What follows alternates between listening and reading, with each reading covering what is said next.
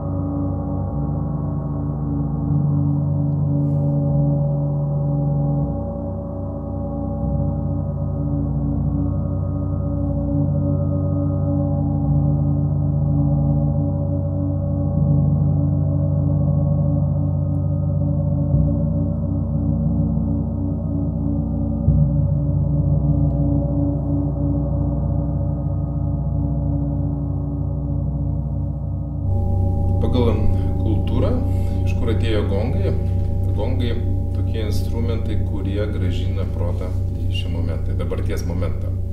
Tai yra esmė, kad jeigu žmogus sėdi, jis, tarkim, būna užsimerkęs ir jo protas klaidžioja. Ir jeigu kažkas prieina ir padaro tokį garsą, protas grįžta vėl atgal. Ir po kurio laiko atsitinka taip, kad vėl kažkur mintis mus nuveda į ateitį arba praeitį ir vėl prieina kažkas. Ir po kurio laiko vėl grįžti atgal. Esmė tame, kad tai yra buvimas čia ir dabar. Viena iš tokių dalykų esmių, o kitas dalykas tai yra tiesiog gilus atsipalaidavimas, poilsis, vibracija, ramybė, panirimas į save. Yra krūva įvairiausių potyrių, jausmų, emocijų. Per gongų skambesį labai daug visko vyksta žmonėms, užtat tai labai patinka. Ir kažkas vyksta tikrai. Tai gongai šiek tiek blokuoja logiką. Ir kai blokuoja logiką, protas nebedirba, atsiveria daugiau intuicijos. Ir kai atsiveria ta intuicija, žmogus žino, ką daryti toliau gyvenime. Jis galbūt jaučia, bet sako, ne, čia ne man, čia negerai, čia tas. Bet gongas tiesiog leidžia žmogui savyje pajausti, kad viskas yra gerai, kad aš einu teisingų kelių, kad viskas yra gerai.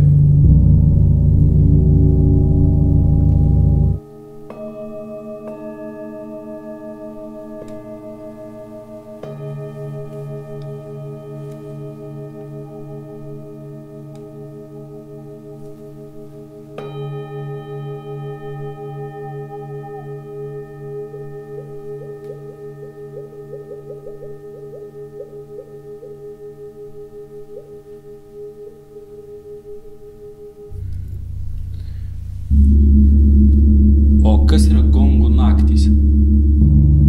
Gongų naktis tai yra toks dalykas, kai visą naktį grojama gongais. Tai yra gongų gaudesys per visą naktį. Tarkime, prasideda 11 vakaro, žmonės ateina, atsigula tenai gamtoje, apsigloja šiltai ir iki 7 ryto miega ir grojama gongas. Tokia yra procedūra. Ir tasai gaudesys, jisai tiesiog skamba visą naktį. Ir galima netgi įsivaizduoti, kaip tai atrodo, jeigu tu naktį atsimerki ir tu miegi po atviru dangum, žvaigždės, paukščiai čiulba, ten tarkim ežeras arba upė ir tas gaudesys, toks gaudesys ir jis visą laiką gaudžia. Laužas dar kur dega. Žmogus jisai įeina į tokią būseną, į tokią susiliejimo su gamta būseną per tą garsą. Užtat gongų naktis tai yra toks projektas, kur žmogus jisai tiesiog veržiasi į ją. Jis negali praleisti tokio dalyko. Ir kuo toliau, tuo populiarėja tas dalykas.